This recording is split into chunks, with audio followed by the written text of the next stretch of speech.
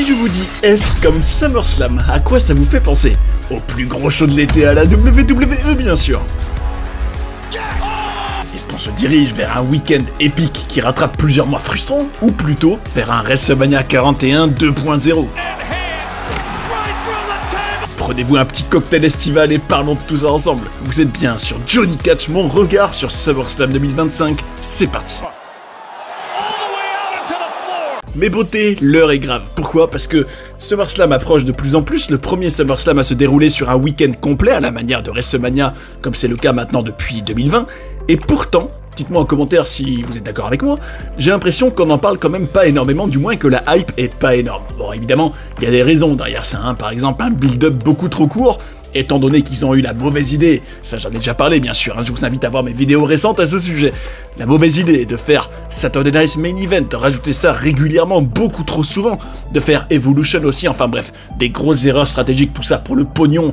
Mais bon, c'est pas le sujet, là, justement, je vais essayer de voir avec vous s'il y a vraiment des raisons d'être surexcité ou pas pour ce SummerSlam. Et surtout, comme je vous l'ai dit tout à l'heure, est-ce que ça a le potentiel du moins pour être un vrai week-end épique qui rattrape? Parce que franchement, je vais être honnête avec vous, pour moi, ces derniers mois, c'était très souvent frustrant et très souvent décevant. Donc qui rattrape plusieurs mois décevants, ou alors, est-ce que, surtout quand on a quand même un main event qui est strictement le même que WrestleMania 41, est-ce que ce sera exactement pareil avec les mêmes défaillances? Parce que non, je n'avais pas du tout aimé WrestleMania 41. Et justement, rentrons dans le vif du sujet les gars. John Cena contre Cody Rhodes 2, cette fois-ci avec John Cena en tant que champion, et un rematch du main event de WrestleMania, hein, c'est quand même pas rien, qui sera un street fight, tenez-vous bien, et avec cette fois-ci l'opportunité pour Cody Rhodes de récupérer son précieux, lui qui en a sacrément besoin, hein, ça clairement. Je trouve que depuis qu'il a perdu sa ceinture, Cody Rhodes a quand même perdu des points d'aura, j'ai envie de vous dire. C'est vrai que, pour moi, il a pas la même dimension, pas la même carrure sans ceinture, il en a clairement besoin. De l'autre côté, je me dis, est-ce que c'est le moment déjà pour Cody Rhodes de le récupérer? Est-ce qu'il a assez galéré? Ben, je dois vous dire, d'un côté, cette affiche me hype parce que je me dis, il doit se passer quelque chose d'important. Quand même, John Cena contre Cody Rhodes 2, même parmi les plus grands adorateurs de la WWE a beaucoup fait jaser, et je pense que c'était quasiment unanime que le main event de WrestleMania cette année a été très décevant. Ça, franchement, les retours, en tout cas, ils sont nombreux à regretter l'absence de The Rock, à considérer que c'était très anticlimatique d'avoir comme ça d'un coup la victoire de Cena d'une manière totalement controversée, et d'avoir Travis Scott aussi. C'était vraiment un main event pourri, je vous le dis, c'est mon avis. Et je me dis, quitte à le refaire, là, c'est quand même un risque énorme, je me dis, avez-vous d'autres choix, messieurs, dames de la WWE, que de rattraper tout ce que vous avez complètement, lamentablement même, échoué à WrestleMania? Est-ce que ce sera ça, l'ambition de la WWE? Et je me dis, si c'est le cas, alors là, je suis excité. Je me dis, en gros, c'est l'opportunité géniale de compenser cette bouse qu'on a eue à WrestleMania à Las Vegas, et de cette fois-ci, en plus dans un grand stade, dans un week-end, tout comme WrestleMania, en gros, de rattraper tout ce qui n'a pas marché à WrestleMania 41. Comme c'est symbolique, mes amis, c'est pas fou sérieux que là, en gros, on a le même main event, aussi dans un week-end, avec un plus grand stade, hein, le MetLife Stadium. Finalement, je me dis, peut-être que ce SummerSlam, au moins pour son main event, sera tout ce que WrestleMania n'a pas réussi à être. Et si on a vraiment une approche de ce genre-là, moi je suis hypé. Et puis, franchement, soyons honnêtes, qu'est-ce qu'on attend tous? On attend tous, oh, je sais pas si on l'attend tous, mais moi en tout cas je vous garantis que j'attends The Rock évidemment. Alors là je me dis, en ayant eu le premier de Cena Cody, où il n'y a pas eu The Rock, où c'était le sujet dont tout le monde a parlé, si dans le deuxième il n'y est pas non plus, alors là je crie au scandale, je crie vraiment au scandale, ce serait honteux qu'il n'y apparaisse pas. Évidemment ce serait honteux que Travis Scott y apparaisse, mais bon, aux dernières nouvelles, Travis Scott, il a quand même subi quelques petites critiques en interne, mais bon, toujours des sources, on sait jamais vraiment qui sont les sources, hein. Ça peut être quelqu'un qui ne l'aime pas, faut toujours prendre avec des pincettes, mais bon, en tout cas, une source a déclaré que Travis Scott était du genre à s'investir à moitié dans les choses, à faire 10 000 trucs en même temps, et que ça avait fini par mettre à bout tout le monde, et que ça avait rendu la suite pour lui impossible à la WWE. Et c'est vrai que n'oublions pas qu'il y avait eu cette rumeur qu'il ait un match en équipe à SummerSlam. Bon, d'un côté, tant mieux les gars, hein, parce que franchement, j'aurais pas eu envie que le main event, ou du moins le point de vente principal de SummerSlam, ce soit Travis Scott. Non merci, retourne dans ta tanière Travis. Enfin bref, Cena Cody 2, je suis plutôt hypé. Or, le fait que ce soit un street fight, qu'est-ce que j'en pense? J'en pense que peut-être, dans le meilleur des cas, ça ferait qu'il n'y a pas de disqualification. Donc, pas besoin de faire un ref bump pour se la jouer pas clean. Donc, est-ce qu'on va enfin échapper à un ref bump qui ne cesse de me briser les roubibis depuis des mois et des mois tellement tous les matchs se ressemblent? J'en serais le plus heureux, je vous le cache pas. Et puis, n'est-ce pas la stipulation idéale pour faire apparaître le final boss?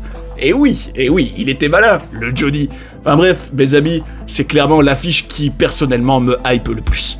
Mais bon, il n'y a pas que celle-là. Or, en sachant que il y a aussi des rumeurs très intéressantes, il y a la rumeur persistante que Cody Rhodes pourrait faire un heel turn à SummerSlam et vendre son âme au final boss. Ce qu'il avait refusé de faire, rappelez-vous, dans la route vers Elimination Chamber il y a quelques mois en arrière, pour mener finalement au heel turn de Cena. Alors je me dis, est-ce que ce serait pour moi le bon moment de le faire? Ben autant, d'un côté, je me dis, je suis pour, parce que ça relancerait complètement Cody Rhodes, qui est clairement dans, on va dire, une dynamique, bah pour moi ça s'essouffle, ça fait un moment que ça s'essouffle, et pourtant, hein, vous en êtes témoins, hein, les fidèles, il y a quelques mois en arrière, je vous avais dit, comment le rendre intéressant, quelle chose créative faire pour l'approfondir, mais bon, évidemment, la WWE n'a rien fait de tout ça, comme on pouvait s'y attendre, et je me dis, bon ben, quitte à avoir fait n'importe quoi avec lui, et de l'avoir essoufflé, alors qu'il y avait moyen de le garder en tant que babyface, et de le rendre intéressant, avec un Cody qui serait hanté par la fin de son règne, par son père, etc., il y avait largement moyen de le rendre vraiment intéressant, quitte à avoir tout foiré, ben, renouvelez-le complètement et faites le heel turn, hein, j'ai envie de dire. Mais dommage de ne pas avoir exploité ce qu'il y avait à faire entre WrestleMania et SummerSlam. Vraiment, vraiment dommage. Et puis, évidemment, j'en serais quand même content parce que ça relancerait complètement toute l'histoire autour de Cody Rhodes et The Rock. Un Cody qui vendrait son âme, donc. Un Cena qui ferait peut-être le face turn, donc un double turn. Ce serait intéressant. Ça relancerait complètement la situation autour du titre WWE, et puis même autour de superstars majeurs du show, j'en serais bien curieux, et puis évidemment je me dis, un Cody Rhodes heel, ça pourra aussi permettre de faire Cody Rhodes contre Roman Reigns 3, alors j'espère pas à WrestleMania quand même, 3 fois le même main event de WrestleMania, c'est abusé, mais en tout cas de le faire avec les rôles inversés, peut-être à Survivor Series au Royal Rumble, je signe, et donc je me dis, tout ça, ça m'excite. Je me dis la possibilité qu'il y ait donc The Rock, etc.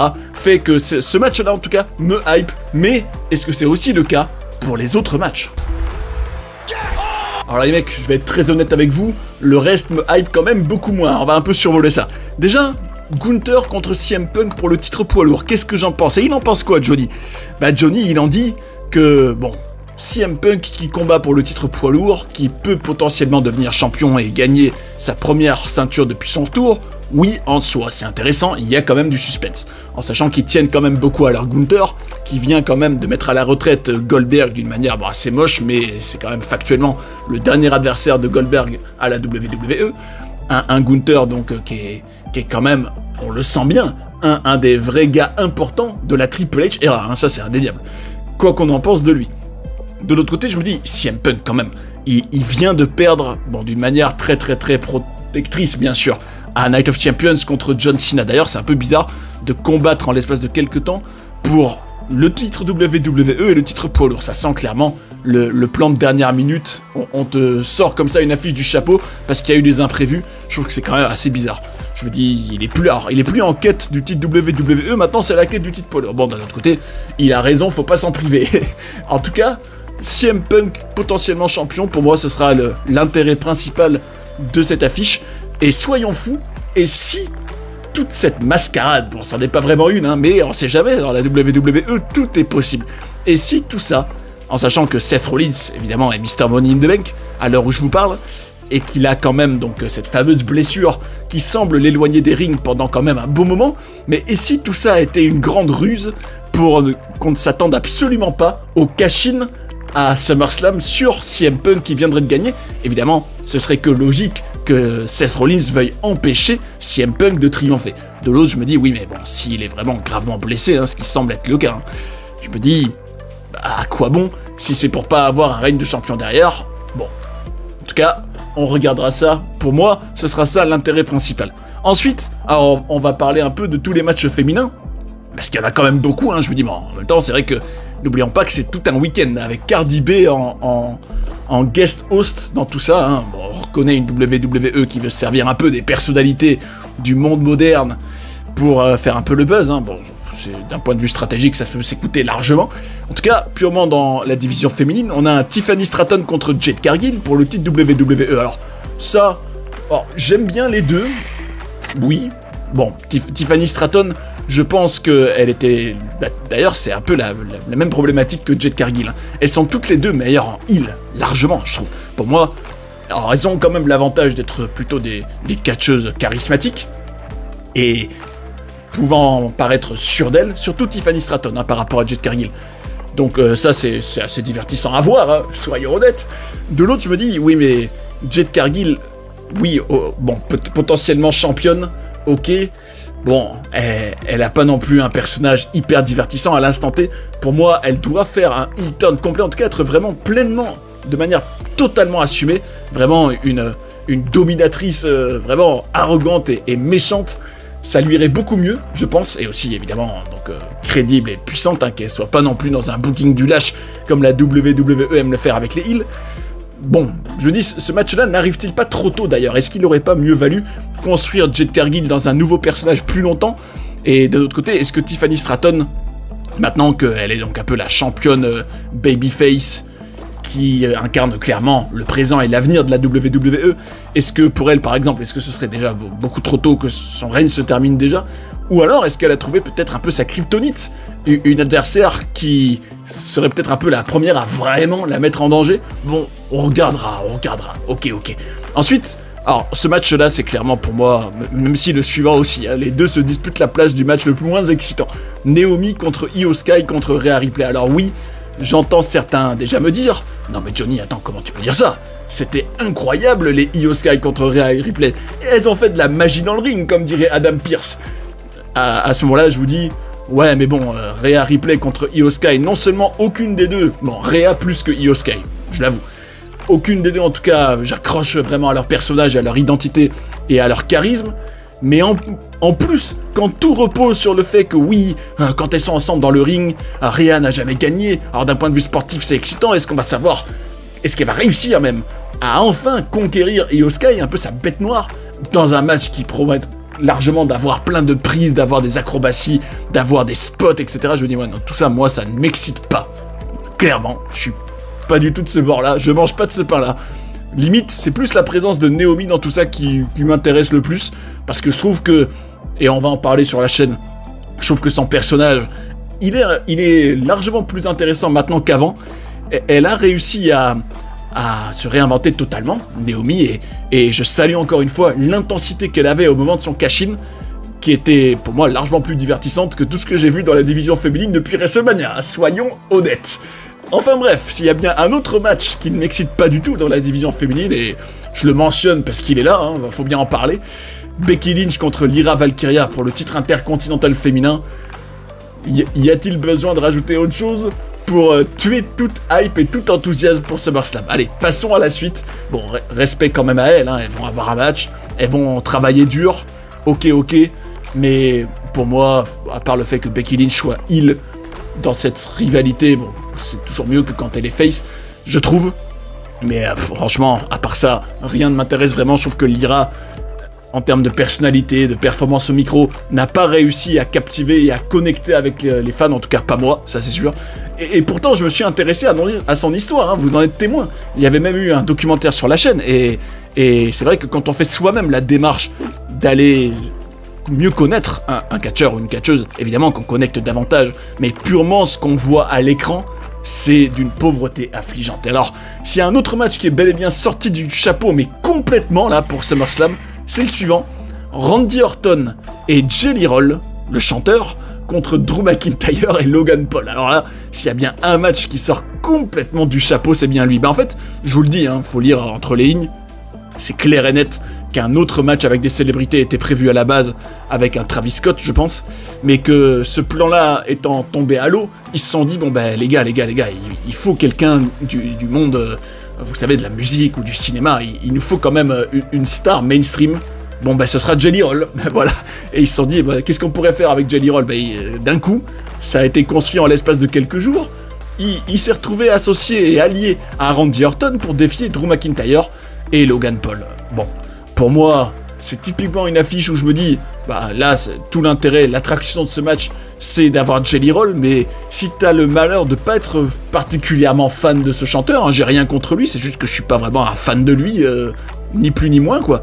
Bah, en quoi ce match m'intéresse? Est-ce que j'ai envie, moi, sans être un fan de ouf de Jelly Roll, de le voir avec Randy Orton contre Drew et Logan Paul, en sachant qu'en plus, il n'y a pas le moindre enjeu. Genre, je me dis, là, qu'est-ce qu'il y a à gagner, qu'est-ce qu'il y a à perdre? Rien, c'est juste voir ce match pour le plaisir de voir un match de catch entre ces 4 bonhommes. Ben, non merci, moi, désolé, ça ne m'excite pas. Mettez au moins un enjeu, mettez au moins quelque chose j'espère un peu de piment dans tout ça, ça manque de piment. Et puis surtout, ce que je redoute par-dessus tout, à moins vraiment d'une WWE très imprévisible, c'est que je me dis les faces vont probablement gagner vu qu'il y a la célébrité. Ils vont pas mettre Jelly Roll dans une position indélicate comme ça alors qu'il est une des plus grandes stars de la musique aux États-Unis. Ils vont pas faire ça. Donc je me dis ça veut dire que Drew McIntyre ou Logan Paul va se prendre un tombé, probablement, à moins que ce soit un finish avec une DQ, un décompte à l'extérieur ou quelque chose de ce genre-là, une petite pirouette. Et franchement, si Drew McIntyre est celui qui se prend le tombé après tout ce qu'il a donné, tout ce qu'il a fait, y compris en 2024 contre CM Punk, alors là, je crierai une fois de plus au scandale. Et c'est pas tout, les amis. Il y a aussi un match avec Roman Reigns qui s'en vient. Alors à l'instant T où j'enregistre, on ne sait pas encore si ce sera plutôt un Roman Reigns contre Bron Breakker, ou alors un Roman Reigns et Jey Uso contre Bron Breakker et Bronson Reed. Mais est-ce que je suis vraiment si excité que ça par ce nouveau match à venir de Roman Reigns? Bah, c'est vrai que, vous le savez, hein, les plus anciens, et ceux qui suivent régulièrement la chaîne, que Roman Reigns, c'est un de mes catcheurs préférés, bien sûr, et que j'ai toujours été le premier à mettre en avant ses storylines, son talent, son charisme, son intensité, tout ce que vous voulez, évidemment, grand fan de Roman Reigns, même si je trouve que, quand je compare à ce qu'on avait en 2023, aussi quelques moments, mais surtout, ouais, j'allais dire 2024, mais surtout 2023, quand je compare ce qu'on avait à cette époque-là en termes de cinéma, comme ils adorent dire, en termes de scène, en termes de magie et de séquences mémorables autour de Roman Reigns et de la Bloodline, et que je compare à aujourd'hui, je me dis, c'est quand même beaucoup moins intéressant. Bah en fait, je regrette malheureusement que depuis le Royal Rumble et depuis en gros que Roman Reigns avait repris Lula Fala et que tout cet angle autour de Solo Sikoa a été enterré, hein. En gros l'objectif était atteint, Roman Reigns avait à nouveau Lula Fala, bah je regrette que désormais il se soit embourbé dans une route autour de CM Punk et Seth Rollins. Alors autant le match à WrestleMania était super, hein. Autant je me dis, bah là Roman Reigns, bon, est-ce que je trouve que tout ça est très intéressant, mais en fait, une fois de plus, ça manque beaucoup d'enjeux. Je me dis, Roman Reigns, tout l'intérêt pour lui, depuis WrestleMania 40, c'est la reconquête de son titre. C'est ça qu'on a envie de voir, c'est ça le plus excitant.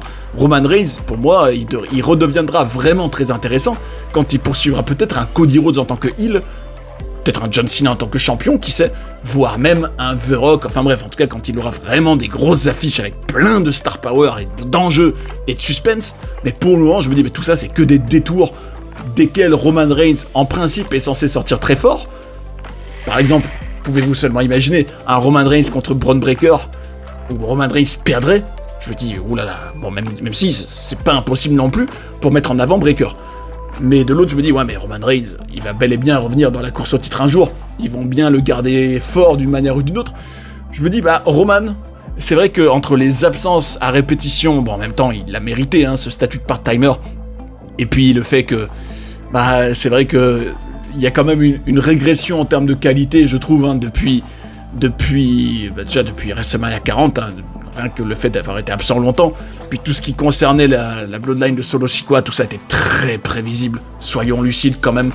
Je me dis, Roman Reigns, bon, c'est un peu un carrefour là, je me dis, soit ça va vraiment tourner en rond de ouf, et ils vont faire un match tag team, puis faire toutes les possibilités en termes d'association entre Jey, Roman Reigns, Bron Breakker, Seth Rollins quand il reviendra. En gros, je me dis, bon, là j'ai l'impression que, vu la tournure que ça prend, que le grand détour nommé Seth Rollins et son clan, dans la quête de Roman Reigns pour retrouver sa ceinture, est parti pour durer encore un beau moment. malheureusement un peu quand même, parce que ça s'essouffle. Et puis surtout, on n'a jamais donné d'explication autour de ce clan de Seth Rollins et Paul Heyman. En gros, pourquoi? Quel est le sens dans tout ça? Je veux dire, Bronson Reed, il y a quelques mois en arrière, il faisait encore des tsunamis à Seth Rollins, et maintenant c'est les meilleurs amis du monde d'un coup. Aucune cohérence, aucune explication, alors que c'est quand même la base. Dommage, dommage, dommage. Mais bon, en tout cas, ce qui est certain, c'est que je préférerais un Roman Reigns contre Bron Breakker plutôt qu'un match par équipe. Je trouve qu'un gros défaut parmi tant d'autres de la Triple H era, c'est qu'il y a beaucoup trop de matchs tag team. C'est à chaque fois, oui, on met des gros noms en tag team, mais faites des 1 contre 1, c'est ça qu'on veut voir. Des 1 contre 1 avec du suspense et de l'excitation et des enjeux. Bon, là, le problème, c'est qu'à part faire ça sous le prisme du spear contre spear, hein, entre Breakker et Reigns, je me dis, qu'est-ce qu'on peut faire en gros, enfin, comment on peut rendre cette affiche quand même un minimum attractive. Je me dis, est-ce que c'est le fait d'avoir la légende, quand même, c'est déjà une légende Roman Reigns, contre le présent et l'avenir, le next big thing, et d'impliquer Paul Heyman peut-être dans tout ça, que Paul Heyman en gros est son nouveau protégé contre Roman Reigns, ça à la limite ça pourrait être intéressant, mais une fois de plus, pour moi, ce match-là, une bonne manière de le rendre intéressant, ce serait que le vainqueur soit par exemple #1 contender pour Clash in Paris. Là au moins il y aurait un peu d'enjeu. Bref, continuons, il y a encore 2 matchs, en tout cas à l'heure où je vous parle, qui sont officiels. Raquel et Roxanne, vous savez un peu le Judgment Day, une énième version du Judgment Day, j'ai envie de vous dire, contre Alexa Bliss et Charlotte Flair pour le titre tag team féminin. Encore une fois, très mauvaise utilisation de Charlotte Flair, à mon humble avis, hein. Évidemment vous avez le droit de pas être d'accord, d'ailleurs je vous invite à vous exprimer, hein, si vous trouvez que, au contraire, cette amitié, même si attention, elles ne sont pas amies, hein, comme elles le disent, entre Alexa et Charlotte, ça sort complètement de nulle part. Et pour moi, ça sous-exploite les deux, parce qu'autant Charlotte Flair, bien meilleure en heel, en solo, pour moi, ça a toujours été son meilleur registre, autant Alexa Bliss, pour moi, son rôle était tout écrit avec les Wyatt Six, en tant que prêtresse démoniaque un peu, et là je me dis se retrouver là-dedans, c'est complètement random et ça sort de nulle part. Et enfin, alors, ce match-là, est-ce que je le regarderai avec grand intérêt? Peut-être, oui, parce que, comme je l'ai dit, ça reste quand même un peu de la bloodline. Il y a quand même potentiellement un lien à faire avec Roman Reigns et The Rock dans les prochains mois. Et oui, ne l'oublions pas. Le fameux donc entre Solo Sikoa et Jacob Fatu dans un Steel Cage pour le titre des États-Unis. En sachant que dans les petits papiers de la WWE, a priori, Jacob Fatu, il a quand même donc une place importante. Hein. A priori, donc, on souhaite vraiment faire de lui un des gros noms de la compagnie, ce qui est justifié, hein, je trouve qu'il le mérite. Je trouve qu'il a une identité, il a un charisme, il a un style. Bon, est-ce que ce titre des États-Unis, du coup, est-ce qu'il en a vraiment besoin? Est-ce qu'il peut pas prétendre à autre chose et aller conquérir plus? Oui. Par exemple, moi, un Cody Rhodes contre Jacob Fatu pour le titre un de ses prochains mois, pourquoi pas, ça peut être intéressant, surtout si Cody Rhodes a vendu son âme au Final Boss. Après de l'autre, je me dis, Solo Sikoa, faut pas non plus qu'il perde toute crédibilité. Dire Solo Sikoa, déjà qu'ils le font perdre souvent, mais si en plus il sert complètement de passoire pour mettre en avant Jacob Fatu, franchement, à quoi il sert Solo Sikoa, hein? Bref, en tout cas, ce match-là, j'en attends de la violence, ouais, allez, de la violence, peut-être du sang, hein, soyons fous, et peut-être, bon, évidemment, bon, même si le fait que ce soit un Steel Cage pourrait nous faire croire qu'il n'y aura pas d'intervention, mais est-ce que c'est peut-être pour mieux nous berner et mener à une intervention spectaculaire d'un Tala Tonga? Qui sait? On verra bien, en tout cas, un match qui, pour moi, à mes yeux, aurait vraiment gagné à avoir un enjeu, et d'ailleurs, si vous vous rappelez que je le disais dès décembre 2024, alors là, je vous fais un check Give Me 5 direct, parce que ça veut dire que vous vous rappelez qu'à l'époque, je disais que Solo Sikoa contre Jacob Fatu pourrait être intéressant avec un enjeu Loser Leaves WWE. En gros, le perdant quitte la compagnie. Et pour moi, ce match-là aurait tout gagné à avoir cet enjeu-là. Bref, vous l'aurez compris, hein, des matchs qui manquent d'enjeu, qui reposent beaucoup sur le catch, des matchs qui sortent un peu du chapeau, mais quand même des retournements de situation possibles, une implication de The Rock possible, un casting quand même de qualité. C'est vrai que, quand même, sur le papier, un week-end où t'as dans le même show John Cena, Roman Reigns, Randy Orton, Drew McIntyre, CM Punk, Cody Rhodes, potentiellement The Rock. Qu'est-ce qu'on peut vouloir de plus? C'est vrai que dans la WWE de juillet 2025, c'est un peu le mieux que tu puisses avoir, hein. C'est vrai, hein. Donc ne nous plaignons pas, soyons-en heureux. Dommage aussi qu'il n'y ait pas eu Goldberg contre Bron Breakker par exemple, pour le match final de Goldberg. Mais bon, on fera avec, on verra ce que ça donne, et je vous invite aussi à me dire en commentaire quel est le match qui vous hype le plus. Qu'est-ce que vous attendez de ce SummerSlam? Est-ce que vous considérez que ils se sont tirés une balle dans le pied tout seuls en faisant un build-up si court à cause de cette prolifération d'événements à tout va depuis des mois?